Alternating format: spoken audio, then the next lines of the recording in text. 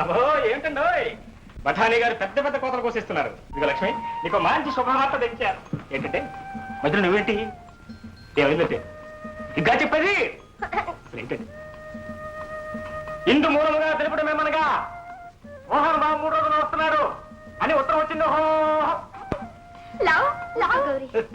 నాకేదో భయంగా ఉంది. భయం ఎందుకమ్మా? ఈ స్థితి చూసి నేను పెళ్లి చేసుకోండి భయం వేస్తుందా? నిజమైన ప్రేమకు ఆస్తులు అంతస్తులు అడ్డురావమ్మా. ఏం గౌరీ, ఎలా ఉంది మన ఇది? నచ్చినదా? నీ డబ్బాలని హార్లా ఉంది. ఎక్కడికి మోహన్? ఒకసారి లక్ష్మి వాళ్ళ ఇంటికి వెళ్ళొచ్చేస్తున్నామా? అప్పుడే ఏం బాబా అంత తొందర? ఇప్పుడేగా వచ్చావు. నాతో కూర్చొని 2 నిమిషాలైనా మాట్లాడలేదు. తర్వాత వెళ్ళొచ్చులే. లేదమ్మా, ఇప్పుడే వచ్చేస్తాను. ఆ తర్వాత నీతో 2 గంటల సేపు కూర్చొని మాట్లాడతాను, సరేనా? శంకర్, శంకర్, పద ధర్మారావు గారి ఇంటికి వెళ్తాం. శంకర్, ఈయన చేసిన అన్యాయం మోహన్కు తెలిస్తే తండ్రి కొడుకుల మధ్య ఏం గొడవలు వస్తాయో నాకు భయంగా ఉంది నాయన. మీరేం భయపడొద్దమ్మా, అవన్నీ నేను చూసుకుంటాగా, మీరు నిశ్చింతగా ఉన్నా.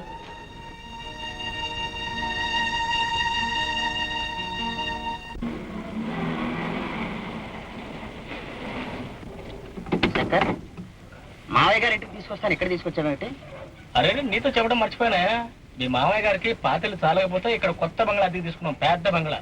బంగ్లాలా? ఇక్కడ బంగ్లాలు ఎక్కడున్నాయి? భలేవాడు, ఇవన్నీ బంగ్లాలు కదా, మోడర్న్ ఫ్లాట్స్. కమాన్ కమాన్ బాబు, కమాన్ కమాన్ కమాన్.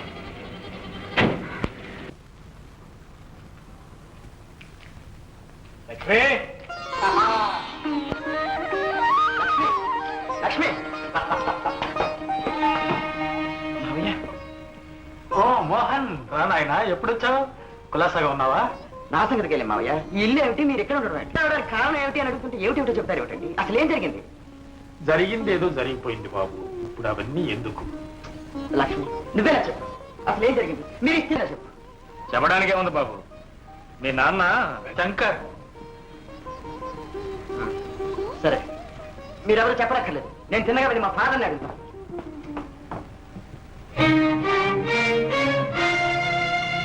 నాన్న, నేను ఒక మాట అడుగుతాను, సూటిగా సమాధానం చెప్పు. అమెరికా వెళ్ళొచ్చిన తర్వాత నీకు ధైర్యం వచ్చింది, నాట్ బ్యాడ్. అడుగు. లక్ష్మి వాళ్ళ ఈ స్థితికి రావడానికి కారణం ఎవరు? నన్ను అడుగుతున్నావా? ఆ ఈడియట్స్ పంచపాండవులు లేరు, వాళ్ళు కారణం. మోహన్, వాళ్ళ అంతస్తు తరిగింది, మన అంతస్తు పెరిగింది. ఇక వాళ్లకు మనకు ఎలాంటి సంబంధం ఉండకూడదు, గుర్తుంచు. లక్ష్మిని పెళ్లాడతాను మాటిచ్చాన సంగతి మీరు కూడా గుర్తుంచుకోండి. మాటిచ్చావా? ఓహో, ఏదో పని చేయి, ఇచ్చిన మాట వాపస్ తీసుకో, మళ్ళా మాట ఇవ్వడం మానే. మాట ఇచ్చి మోసం చేయడం, ఇతరుల జీవితాలతో నాటకం ఆడి వాళ్ళ నట్టెట్లో ముంచడం మనుషులు చేసే పని కదా. అమెరికా లాంటి పెద్ద వ్యాపార దేశంలో ఉండొచ్చావు, మాస్టర్ ఆఫ్ బిజినెస్ అడ్మినిస్ట్రేషన్ పొందావు, MBA. నీకు బిజినెస్ లో ABCDలు కూడా తెలియవు. నేను చెబుతాను విను. జీవితమే ఒక పెద్ద బిజినెస్. అందులో పెళ్లి చేసుకోవటం, పిల్లలు కంటం, ఇదంతా చిన్న సైడ్ బిజినెస్. ఎక్కడ లాభసాటిగా ఉంటే అక్కడే చేయాలి. అండర్స్టాండ్? నాన్న, ఒరే నాన్న, వ్యాపారానికి ఆదర్శాలు ఆశయాలు పెట్టుకున్న వాళ్ళు పనికిరారు, వాటికి బానిసలైన వాళ్ళు బాగుపడరు. తండ్రిగా నేను చెప్పవలసింది చెప్పాను. ఈ పెళ్లి విషయంలో మన ఇద్దరి మధ్యన మనస్తాపం రాకూడదు. అందుకంటే మీకు పెళ్లి అంటే ఒక వ్యాపారం, ఎలా అంటే ఒక ఆట వస్తువు. ఇదే తండ్రిగా మీరు చెప్పే ఉపదేశం అయితే వినడానికి నేను సిద్ధంగా లేను. మీ దృష్టిలో జీవితం అంటే వ్యాపారం, డబ్బు. కానీ నా దృష్టిలో జీవితం అంటే మనిషి, మాట. ఈ వ్యాపారం మీరు చేసుకోండి, ఇప్పుడు నా లక్షలకు మరికొన్ని లక్షలు గడించుకోండి, కానీ నా మాట నేను నిలబెట్టుకుంటాను. పడమటకు పంపిస్తే ఉన్న మతి కాస్త అస్తమించినట్టు.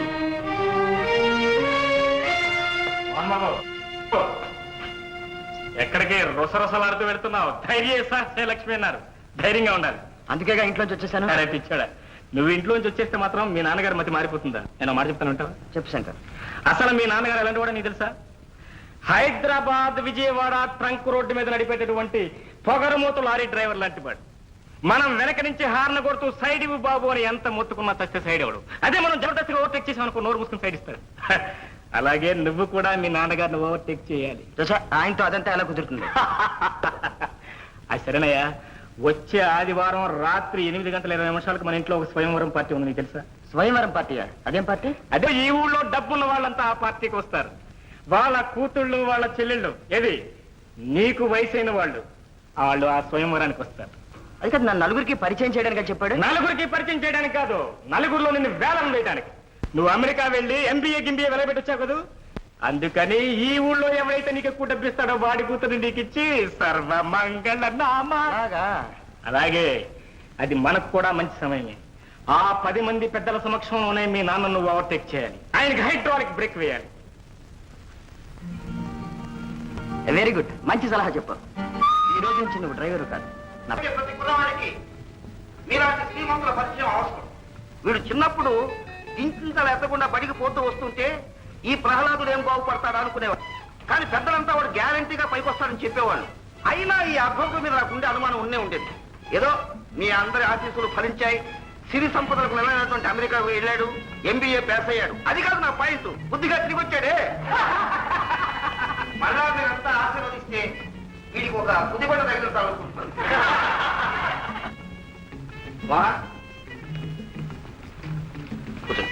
మీరు రంగమన్నారు గారు, లక్షాధికారి, ఐరన్ వ్యాపారం. వాళ్ళ అమ్మాయి ఇనపసరు, దాని పేరు కనకం. వీరు ఉప్పు శేషగిరిరావు గారు, జీవితం అట్టడి నుంచి పైకి వచ్చారు, ఎన్నో లక్షలు సంపాదించారు. కానీ ఎన్ని లక్షలు మనం అడగకూడదు, ఎందుకంటే సిబిఐ వాళ్ళు తిరుగుతూ ఉంటారు. వాళ్ళ అమ్మాయి మిస్ భాగ్యరేఖ, చదువు లేకపోతే మాత్రమే.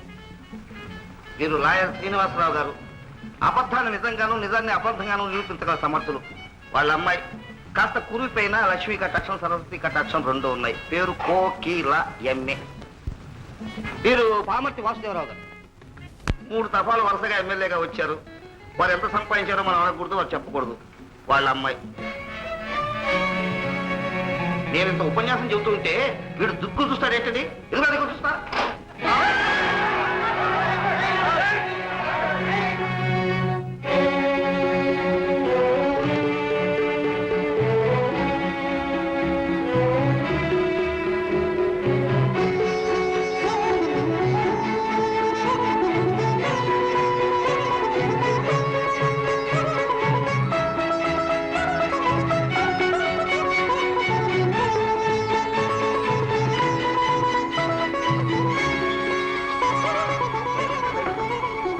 ఎంతపోయింది ఇంట్లో కాదు, మీ హృదయంలో. ఈ ఇంట్లో ప్రేమ జ్యోతి వెలుగుతున్నా మా అయ్యగారి కంటికి కనపడదు. శంకర్, ఇది సత్యజ్యోతి. ఇది ప్రేమ జ్యోతి. ఏమిటో మీ గొడవ? మా నాన్నగారికి ప్రేమ అంటే ఏమిటో తెలుసునేమో అడగండి. సొంత కొడుకుతో ఒక్క రోజైనా ఆప్యాయంగా మాట్లాడారేమో అడగండి. శంకర్, ఏంటిదంతా? నాగేశ్వర మీద అవమానం చేస్తున్నారు. అవమానం చేయడం కాదు, చీకట్లో ఉన్న మిమ్మల్ని వెలుగులోకి తీసుకురావాలని ప్రయత్నం చేస్తున్నాం. మీలో ఒక ప్రేమ జ్యోతిని ప్రకాశింపజేసి ఆ జ్యోతితో వేలాది జ్యోతులను వెలిగించి ఈ హృదయాన్ని ఒక అమరజ్యోతిగా ప్రకాశం మా కోరిక.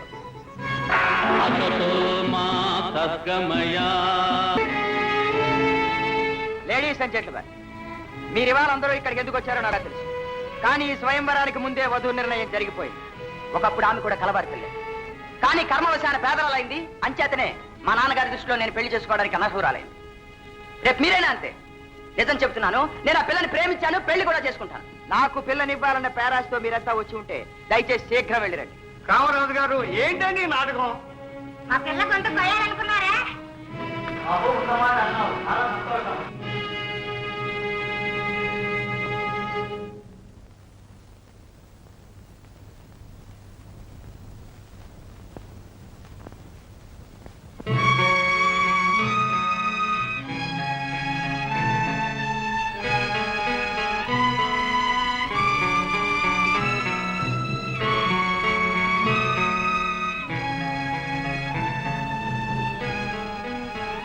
సార్, ఇన్ని దీపాలు కనీసం ఒక్క దీపైనా నాన్నగారి హృదయాన్ని వెలిగించారు.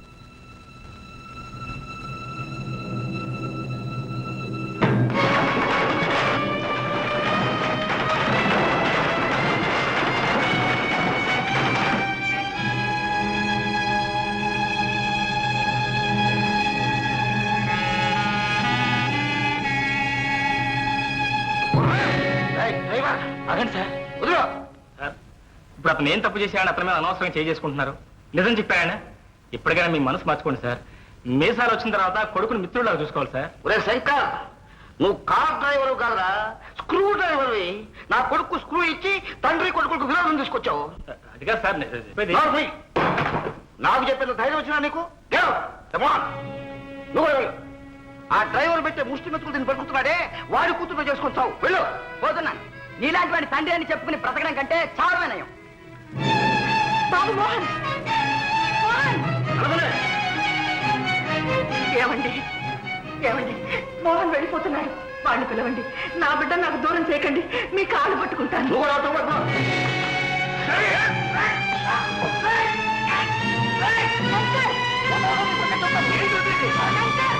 ఆగు. కనికరించి పనిపించినందుకు, కన్నబిడ్డలా చూసుకున్నందుకు నా భర్త మీద చేసుకుంటావా? అవునమ్మా, కన్నబిడ్డలాగా చూసుకున్నావు కాబట్టి నరకం లాంటి ఈ ఇంటిని స్వర్గం చేయాలని, అయ్యగారికి బుద్ధి తెప్పించాలని ఎన్నాళ్ళు నా కోపతాపాలని అంచుకున్నాను. చావు దెబ్బలు తిన్నాను. లేకపోతే ఈ చెయ్యి ఏనాడు ఆయనకి బుద్ధి చెప్పుండేది.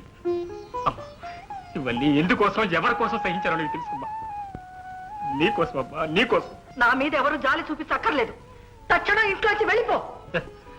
వెళతానమ్మా, వెళతాను. కన్నబిడ్డనే పంపించారు, ఇక పరాయి బిడ్డ నేనంత. మీరు కాదనుకున్నా నాకు తల్లి మాత్రం మీరేనమ్మా. ఈ ఒక్క మాట మీరు గుర్తుంచుకుంటే నాకు అంతే చాలమ్మా, అంతే చాలు. సార్, నేనే గనక మోహన్ అయితే మీ కథ వేరుగా ఉండే. ఏ మహాలక్ష్మి అయితే ఇన్నాళ్ళు మీ ప్రాణాలు కాపాడిందో, ఇప్పుడు ఆ మహాలక్ష్మి మీరు కాల్తో తన్నారు. మళ్ళీ ఆ లక్ష్మి మిమ్మల్ని కాపాడింది. లేకపోతే వస్తా.